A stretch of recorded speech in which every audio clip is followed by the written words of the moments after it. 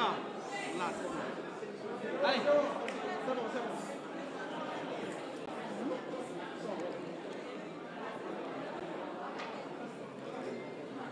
Bonjour.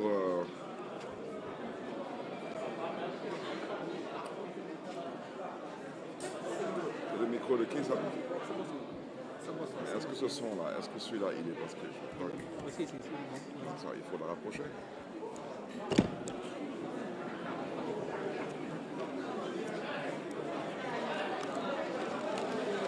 Bon.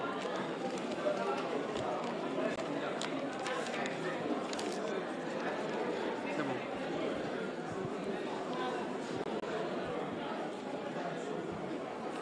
Bonjour,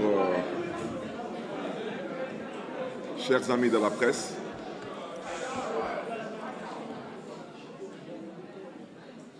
Je voudrais, à l'entame de mon propos, rendre grâce à Dieu et, bien sûr, vous remercier, vous de la presse, où je vais dérouler sur 3 points. Et je commencerai d'abord en français.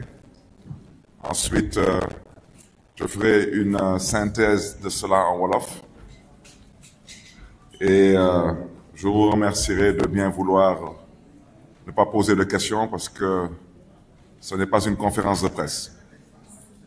Et c'est la raison pour laquelle j'ai souhaité insister là-dessus.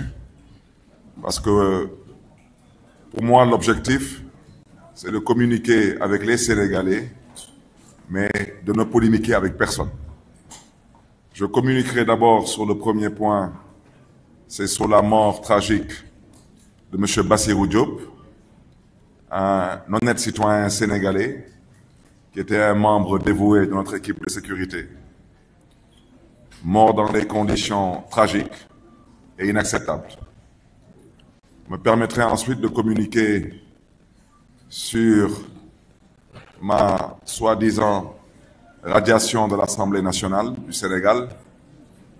Et enfin, vous me permettrez de communiquer sur la mairie de Dakar.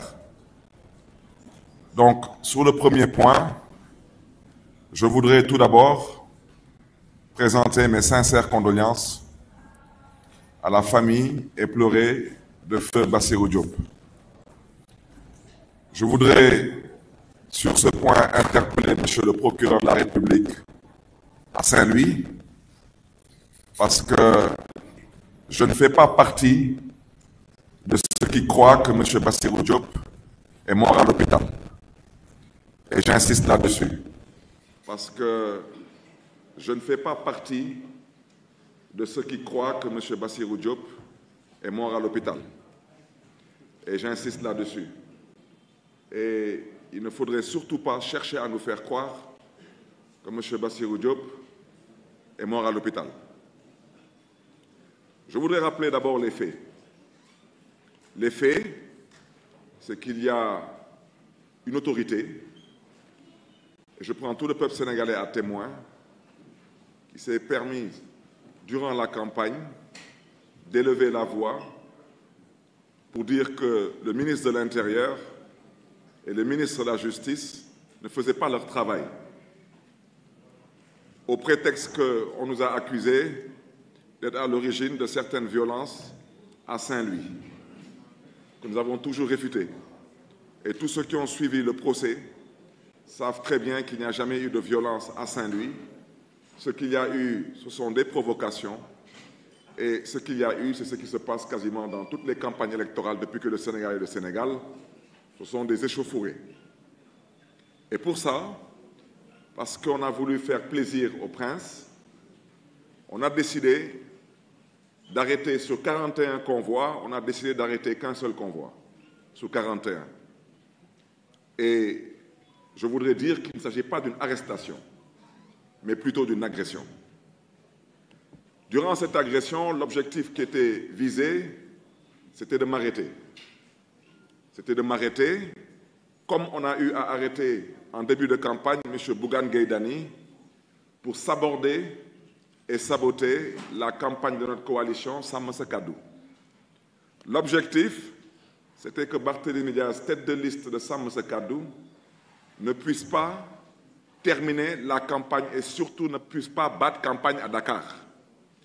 Et pour ne pas battre campagne à Dakar, tous les moyens étaient bons et tous les moyens ont été utilisés, y compris les moyens les plus irresponsables et les plus inacceptables. Personne n'a jamais vu dans ce pays un Premier ministre, soi-disant, descendre dans les bas-fonds et décider de se comporter en gladiateur, parce qu'étant à court d'arguments. On n'a jamais vu dans ce pays des soi-disant responsables d'un parti au pouvoir menacer ouvertement qu'un candidat ne battrait pas campagne, ou que sa campagne, il déclarait que la campagne de ce candidat serait plus ou moins maintenant terminée. Alors, ce qui s'est passé, c'est que les instructions qui ont été données étaient d'arrêter ce convoi et de m'arrêter. Parce que semble-t-il que dans ce convoi, il y aurait des armes à feu. Et ce convoi a bel et bien été arrêté. Il a été fouillé de fond en comble et on n'a jamais trouvé d'armes à feu. Mais ce que je voudrais dire, et c'est le plus important, c'est que durant cette campagne, nous sommes peut-être la seule coalition ou l'une des seules coalitions qui avons battu campagne avec une équipe médicale et une ambulance médicalisée. Quand je quittais Thiès pour rejoindre Dakar, dans ce convoi, je le répète, il n'y avait aucune personne malade. Aucune. Ce convoi arrivait à hauteur de Aloukagne et ce n'est pas un coin qui a été choisi par hasard. Il a été choisi à cause, un, de son isolement et deux, à cause de l'obscurité. Ils ont intercepté le convoi par le biais des éléments de la brigade d'intervention polyvalente, avec des véhicules blindés, et il y avait plus d'une centaine d'éléments de la BIP, tous encagoulés, et ils m'entendent. Et nous n'avons pas communiqué là-dessus parce qu'on s'était dit que ce n'était pas la peine de verser dans l'émotion. J'accuse les éléments de la BIP, je le répète, d'avoir tiré sur les éléments de notre sécurité et d'avoir engendré des blessures, et ils m'entendent. Et le procureur de la République aussi, au besoin, peut me convoquer pour cela, parce que les preuves sont là, et les témoins sont là.